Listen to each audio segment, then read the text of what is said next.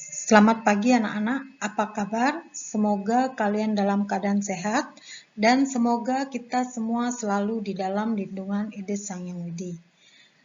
Baiklah anak-anak, minggu lalu kita sudah membahas tentang bagian-bagian dari Awatara. Pada pertemuan pada pagi hari ini kita akan membahas tentang cerita turunnya Awatara di dalam Purana. Sebelum Ibu mengawali pembelajaran kita pada pagi hari ini, izinkan Ibu mengawali dengan panganjali umat. Om Swastiastu, Om Awigenam Astu Namo Sidam.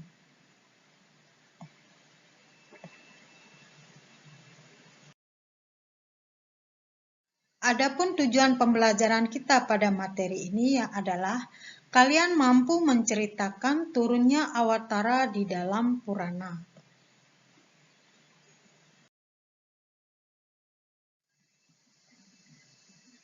Kita akan bahas tentang cerita-cerita tentang Awatara. Mungkin untuk lebih jelasnya kalian bisa melihat buku paket. Ini Ibu hanya memaparkan bagian-bagian rangkumannya saja. Karena materi ini sangat panjang dan tidak mungkin Ibu membawakannya dalam bentuk video. Kalian bisa menyimaknya juga di buku catatan kalian. Yang pertama yaitu tentang Matsya Awatara. Kisah tentang Matsya Awatara dapat disimak dalam Matsya Purana. Diceritakan bahwa pada saat Raja Suryabrata yang dikenal dengan Waiwaswata Manu mencuci tangan di sungai, kemudian datanglah seekor ikan kecil menghampirinya dan raja itu tahu bahwa ikan itu minta pertolongan. Akhirnya sang raja membantu ikan kecil itu dan mengamankannya di dalam sebuah istana yang menjadi milik raja tersebut.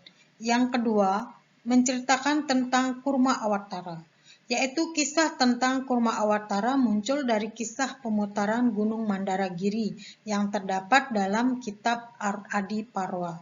Yang ketiga adalah Waraha Awatara. Waraha Awatara ini muncul saat Satya Yuga, yaitu ketiga dari Dewa Wisnu yang berwujud sebagai babi hutan. Yang keempat yaitu Narasima Awatara. Menurut kitab Purana, pada menjelang akhir zaman Satya Yuga atau zaman kebenaran, seorang raja Asura atau raksasa yang bernama Hiranyakasipu membenci segala sesuatu yang berhubungan dengan Wisnu dan tidak senang apabila kerajaannya ada orang yang memuja Dewa Wisnu. Yang kelima adalah Wamana Awatara, yaitu dimuat dalam kitab Begawan Purana. Menurut cerita dalam kitab, Wamana sebagai Brahmana cilik datang ke istana Raja Bali. Yang keenam adalah Parasurama Awatara, merupakan putra bungsu Jamadgani, seorang resi dari keturunan Bregu. Itulah sebabnya sehingga ia terkenal dengan julukan Bhargawa.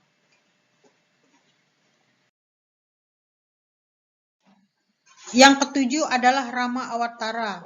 Ayah Rama bernama Raja Dastarata dari kerajaan Ayodhya, sedangkan ibunya adalah Kosalya.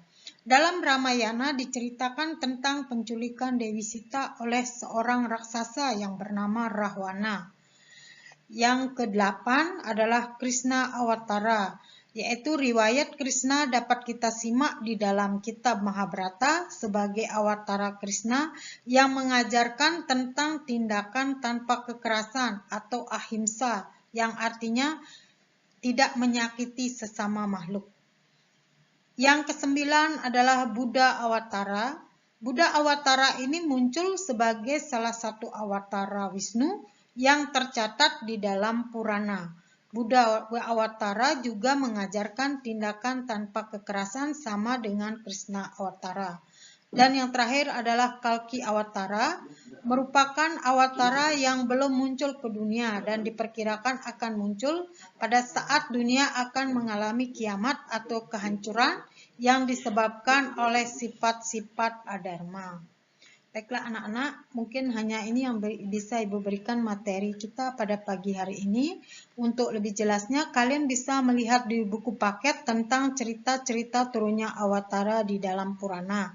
Untuk tugas, Ibu meminta kalian untuk membuat video singkat tentang cerita Awatara dari ke-10 itu, dan kalian mengambil salah satu cerita Awatara yang kalian pahami dengan menggunakan penalaran kalian sendiri.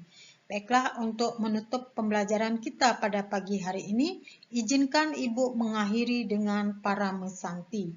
Om Santi Santi Santi Om.